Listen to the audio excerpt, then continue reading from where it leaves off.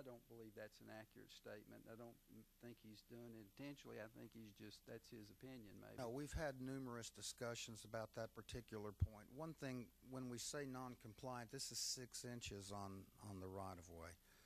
And my thought is that the structure itself does indeed give rise to the use of the property and making it a valuable lakefront. So that's my logic behind it. And we have certainly talked about it, discussed a lot of these issues at length before we, finally came to, the staff recommendation, what we agree on, that there's got to be some smart way to do this.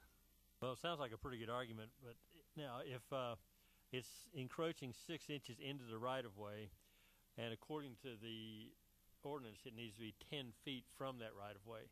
So if you moved it 10 foot 6 inches, it looks like it'd almost be in the water.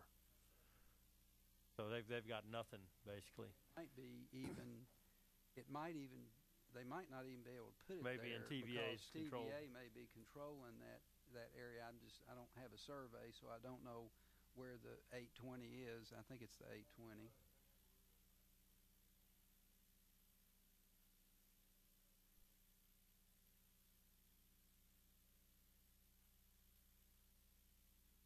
Proverbial rock and a hard place. Yeah, between a lake and a hard place. In this case, the town of Farragut being the hard place. I have another question about the wall itself. I know that the International Building Code, which we recently adopted, has pretty stringent design requirements for retaining walls, particularly regarding unbalanced fill. And this looks like a long wall, approximately 5 feet high. I see some horizontal rebar in it, but it doesn't look like a retaining wall block. Is this grout filled? Is it poured full of concrete?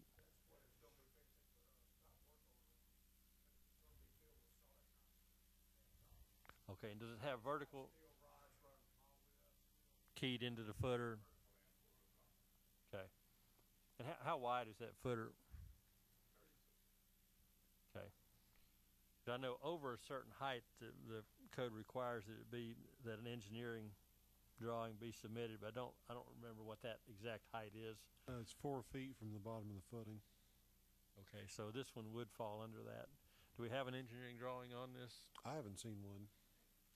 I would be concerned about it, and I hate to raise that specter, but being in the town right away, an unengineered wall. That's a long, straight wall with no. I hate to throw more water on or more gasoline on the fire here, and I'm all for approving this, but I do want to be sure that we're in compliance in all regards, because being that it is on town property. Right.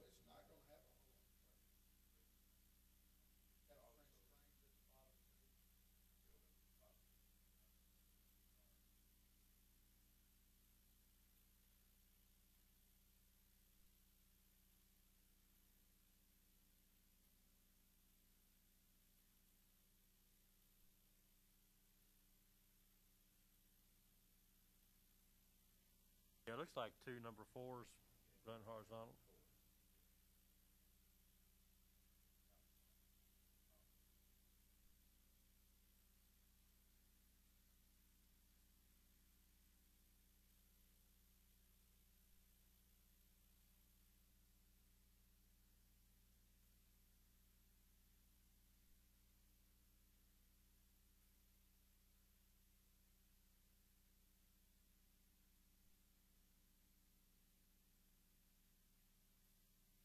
If I can kind of jump in here, it's not unusual that I see retaining walls at this point of construction, because, well, it's not too unusual that contractors kind of get out ahead without a permit for a retaining wall.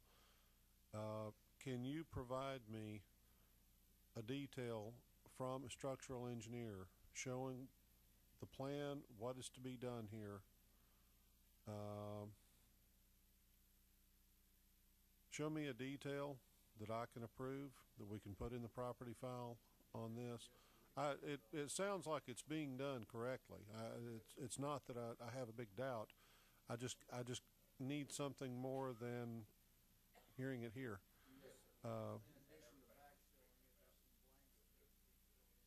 Right.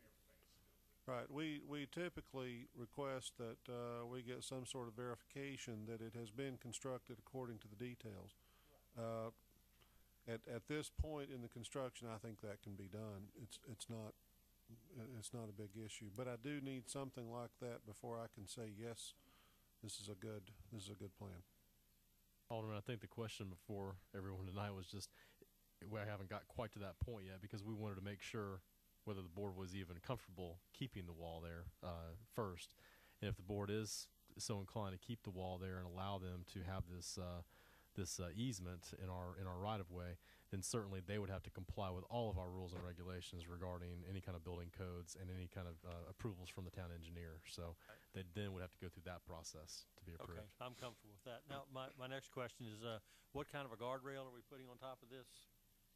Just typical handrail type thing to keep people from falling over it, or a guardrail? I think, yeah. Audience can hear. Would you come to the podium? It is a regular traffic rail. Actually, it's by the same people that have put other ones in for the town of Farragut. Those are the ones we went Okay, ahead. is this going to be a typical steel guardrail? Yes, sir. Of the type like we put them down Everett Road. Is that what you understand, Yes, Darrell? sir. Yes, it would have to be something Irving. like that. Have y'all contacted? Yes, sir. Tennessee Guardrail? Yes, sir. Right. I didn't know if they had made any recommendation as to the location of the guardrail. They have Does- not at this time. One thing I'd spoken about with Mr. Hale, and I think he had spoken about with Mr. Smoke, is that Right. that will be getting that suitably done and approved will be a condition. Okay. I can work that out with Tennessee Guardrail if that's who you Yeah, choose. that's one of the, if you look at the packet, one of the requirements of the conditional easement was to require the owner to install a guardrail between the curb and the top of the retaining wall based on specifications determined by the town engineer. That's what I wanted to verify, what kind of guardrail was going on. If it's just a handrail to keep people from falling over, or somebody get a wheel off over that thing, they'd be in a heap of trouble. So, Ms. Irving, I was going to ask you, and if we approve this tonight, do you agree with all the requirements that we have asked? Yes, ma'am. I mean, I think certainly the guardrail and the bond we had already agreed upon. Submitting the information regarding the engineering report, I understand, is something that could probably occur within a week. And yes, I mean, we want to do whatever we need to do to not have to move a wall and to get the use out of the property and make it right for everybody. Are there any other questions? If not, I would like to make a motion that we approve this with the requirements that we have listed. well, I'll And- certainly second that. Okay. You're done with your motion. I was trying to find the real emotion. I mean, approve the request to reconstruct. No. I mean, To you approve- want me to state it? Yes, please. The motion would be to approve the granting of a conditional easement with the requirements that are outlined in the packet, which are under A, B, and under B there's 6 requirements. Furthermore, that the form of the conditional easement with the foregoing conditions shall be prepared to the satisfaction of the town attorney, who will consult in its preparation with the town administrator and the attorney for the property owner. The mayor shall be authorized to sign the document upon its form being satisfactory to the town attorney, so long as it contains the foregoing provisions and any others that the board may require, which I don't hear you requiring any additional ones. Also that they meet before the BZA for. Yeah, they meet before the BZA For to the get the variance from the 10-foot setback. Well, that's the motion that I move. Well, I'll second that. All those in favor? Aye. Motion carried. We will now hear from the town administrator. Thank you, Vice Mayor. A couple things tonight. One is we have Freaky Friday, Fright Night, tomorrow night at Mayor Bob Leonard Park, rain or shine. So that'll be from 5 to 7 o'clock. And barring a tornado coming through, we're going to have that event. So everybody needs to be geared up and ready to go for tomorrow night. It's a great event and one that we host every year. And I'd like to turn things over to our Parks and Leisure Services Director, Sue Stool. She was able to go on a little adventure for the town and had a great experience last Friday she's going to tell you about. Yes, I was really fortunate in being able to visit the USS Farragut in Jacksonville, Florida for their change of command ceremony. That was last Friday morning. It was a beautiful day, and it's really an impressive ceremony, very military, I guess you would say, and it's really neat. It was actually fairly emotional. Even the commander got teared up at one point because they've been there for 15 months and put their heart and soul into it. And his parents were there.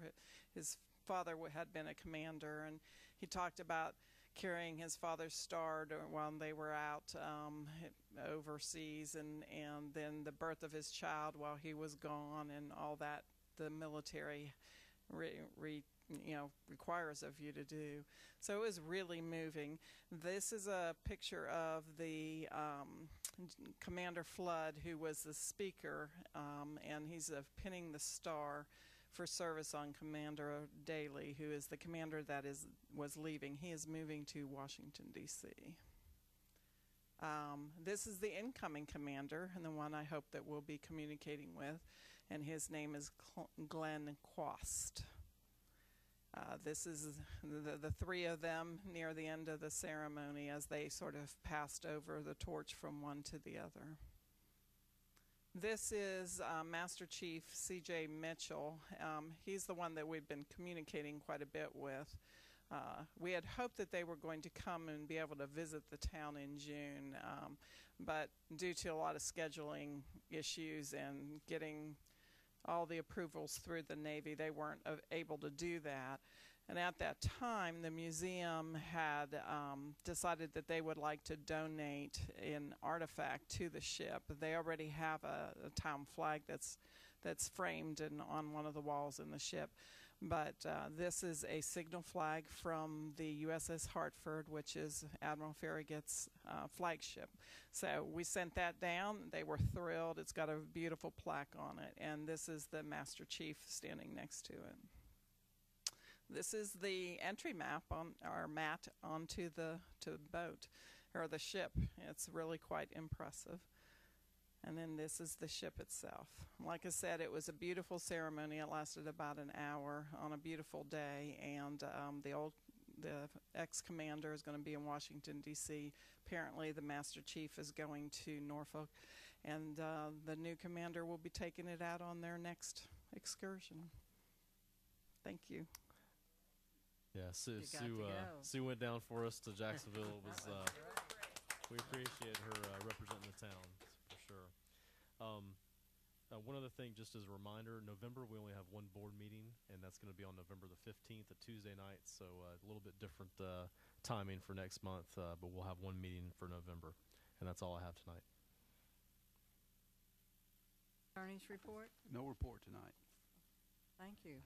If there's no further business, the Farragut Board of Mayor and Aldermen is adjourned.